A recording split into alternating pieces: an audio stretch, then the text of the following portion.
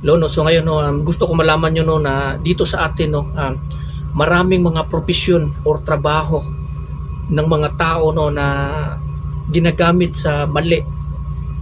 No, unang-una ito mga abogado at saka mga judges, no. Ito yung number one talaga, no. Maraming mga tao na nawawalan ng hustisya dahil nga sa katotohanan no, na binabaluktot. Maraming mga mahihirap na nawawalan ng pag-asa na hindi na lang pinaglaban nila yung katwiran nila or karapatan nila dahil nga sa nawawalan sila ng pag-asa or nawawalan sila ng gana ipaglaban ito kasi nga yung katotohanan ay binabaluktot ng ganitong klaseng mga tao. Halimbawa, may isang mahirap na inagawan ng lupa ng mga mayayaman. Ngayon, doon sila maglalaban ngayon sa korte. Anong gagawin ng mga judges na ito? Gagatasan kanyan. Gagastos kanyan, ganito, ganyan. Para lang ipanalo mo yung kaso. Itong mga judges na ito sa bawat panig, kunwari yan, nag-aaway yan sila sa korte. Pero, iisang organization lang yan sila. Ngayon, pag wala ka ng pira maibigay na ganito ganyan, kahit pa ikaw pa yung nasa katotohanan, nasa katarungan, ikaw pa yung matatalo sa kaso. Ikaw pa yung mawawala ng hustisya, ikaw pa yung mawawala ng pag-asa, ikaw pa yung matatalo, maaagawan ng lupa ng mga mayayaman. At ito namang mga judges is pinapanigan nila yung mga taong gumagawa ng mali sa mga pagnanakaw kaysa mismo sa mga tao na kinukuhaan ng kanilang karapatan. Ganito kasama ang mga tao ngayon. Kaya ang ganitong mga klaseng tao, kumukulo ang dugo ng Diyos sa mga ganitong klaseng mga tao. Ngayon, piling perpekto kayo na para kayong mga Diyos na kayo lamang yung tama sa paghahatol. Darating yung araw na kayo na nagtagahatol dito sa mundong ito, hahatulan din kayo pagdating ng araw. According sa inyong mga nagawa dito sa mundong ito.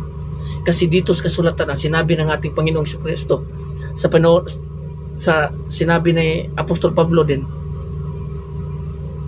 after death is judgment. Lahat ng tao hahatulan ng Panginoon. Haharap tayo sa Diyos. According din sa sinasabi doon sa Revelation na may hirap, mayayaman, malalaki o hindi, haharap sa paghahatol sa Panginoon pagdating ng araw. Ganito ang nangyayari sa atin. Pangalawa, itong media, no?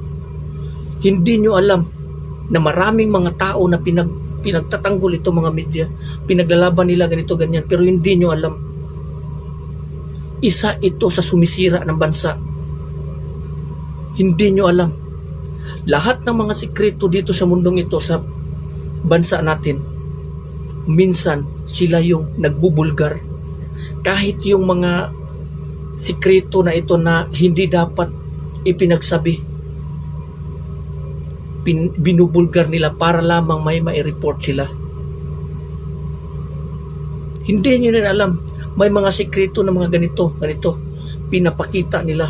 Alam nyo ba na malalaman niya sa buong mundo, nasisira ang bansang ito dahil sa mga taong yan.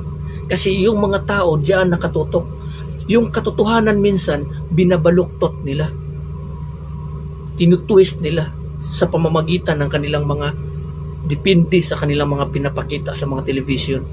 Kaya nga hindi nakapagtataka na ang ganitong mga industry created by Satan, no?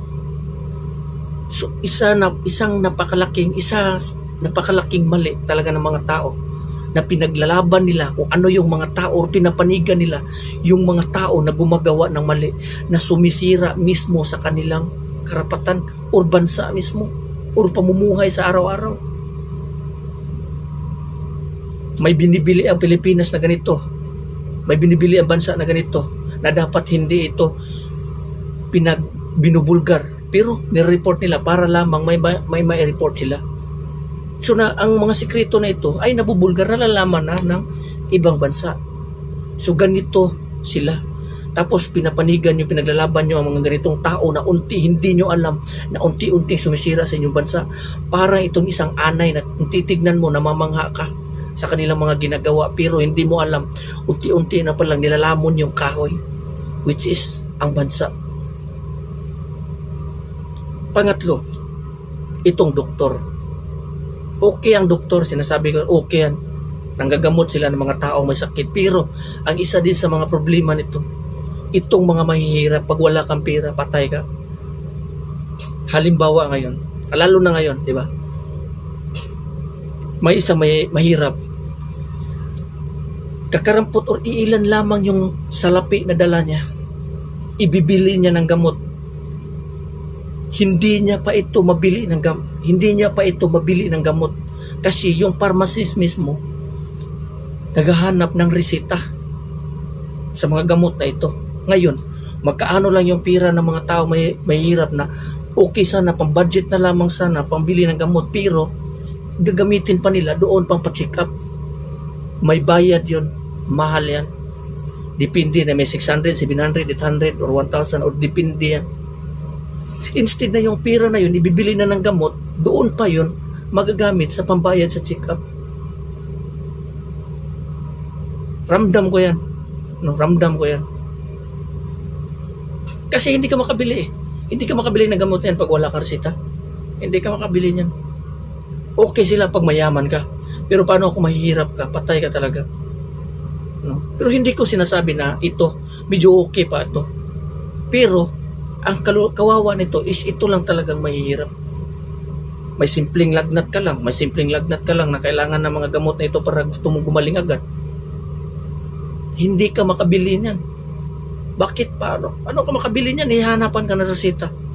So, mapipilitan ka ngayon na pupunta doon, magpa-check up ka. Tayo lamang, no? Ang kapwa natin Pilipino ang siyang nagpapahirap sa bawat tao for the sake of money. Noong unang panahon si Kristo, nagpapagaling ng mga tao, bulag, paralisado, or anuman. Wala nga siyang hinihinging kahit anong salapi. Pero ngayon, check upin ka lang, titignan ka lang. Ganun na lang yung ano mo, may tawag nun. Ubo, sige, ganito, ubo. O, resitahan ka na ng ganito.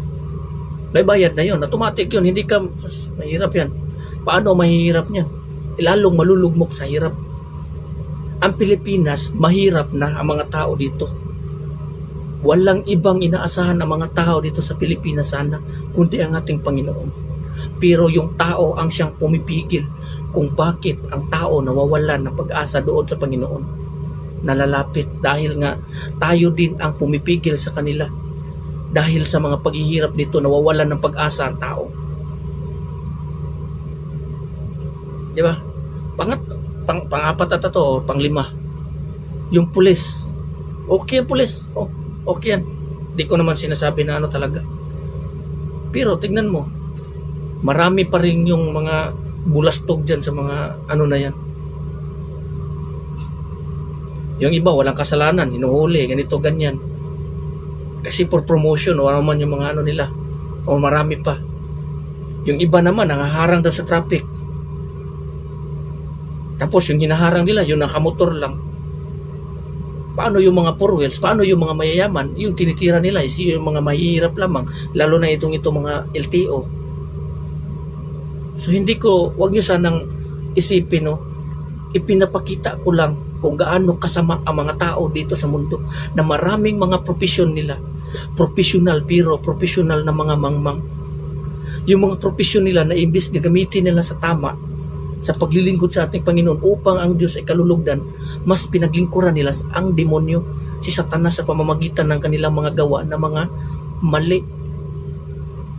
Pag ang mali, pinairal mo, sinusunod mo at patuloy mo pinaglalaban yan, mananatili talaga yung mali hanggang sa dulo at hindi yan matatawag na tama. Hindi lang yan na ganyang mga profesyon, kundi marami pa. No? Kaya minsan ang profession ngayon is nagamitin natin sa tama, nagiging instrumento na ito ni Satanas. Kawawa yung mga mahihirap dito. Maraming mga negosyante na nadaya sa mga timbangan.